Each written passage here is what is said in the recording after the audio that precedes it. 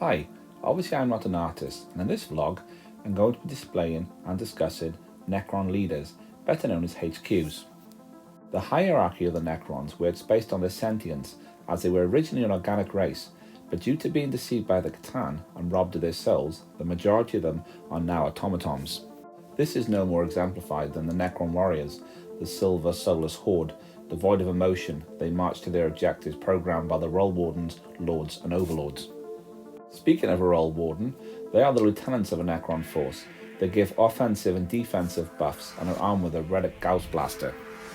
This was the first Necron I ever painted, and due to this I decided on a lead belcher base, brown wash and silver dry brush, which has been the scheme of the Necron army going forward.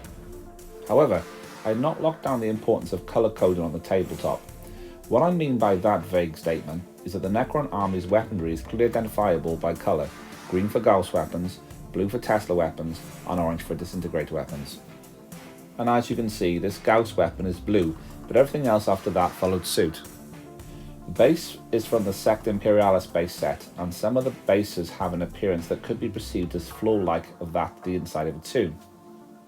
Necrons traditionally live in tomb worlds, and at the time I thought that a black base and blue dry brush would replicate the ground covering of Blackstone, remembering that Blackstone is the anti-psychic mineral linked to the Necron race.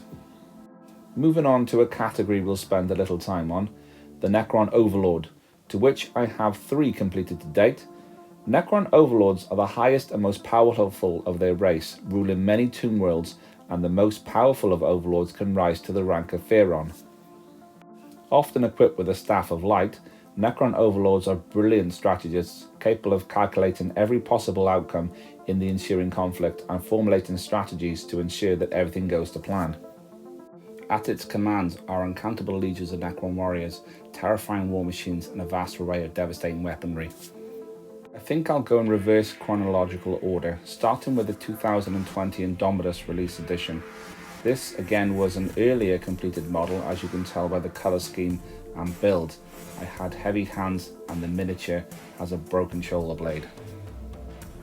As well as the Blackstone colour scheme I used when I originally started the army, you can also see the base in here is common amongst the early Necrons too. Broken shards of audio CDs superglued in place, then painted black and dry brush blue. Next up is probably one of the most famous Necrons, the 2015 Overlord, also known as the Hamlet Necron. You can probably guess why. This mini came with the Imperium magazine, and I think it's my favourite, easy to paint and build with a sweet gold cloak and green edged war scythe. The only thing I don't like is my attempt at the crystals on the base, where rather than layer and edge highlight, I decided to use a green technical paint called Waystone Green over Lead Belcher Prime. It's a bit rubbish. The final Overlord is the 2012 version that come with the Catacomb Command badge.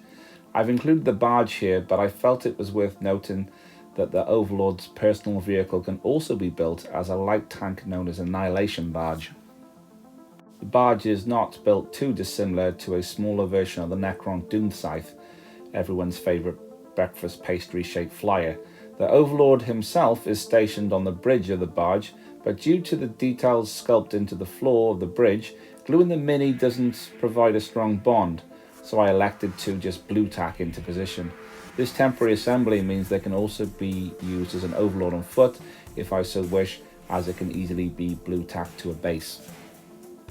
And lastly is the Scorpec Lord, a towering multi-limbed Necron armed with a hyperphase harvester, flenching claw and an emetic annihilator. Scorpec Lords are Necron nobles who have succumbed to the Destroyer cult. The Destroyer cult is a subsect of Necron society characterized by the hatred of organic life. This has led to their bodies and minds becoming twisted. So it's a big metal psycho with the ability to lead smaller metal psychos who are also in the Destroyer cult. The model itself is very impressive due to an imposing silhouette.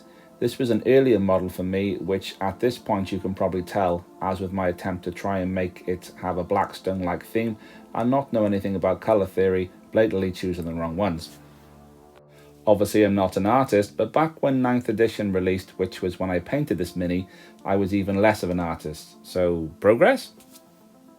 Anyway, thanks for watching. Please like, comment and subscribe as I continue to chronicle the collecting, construction and creating. Oh, and my next video, which will be the last for 2023 and definitely my biggest, as I go through all the minis I have painted this calendar year. Some you have seen in previous videos, some you have not.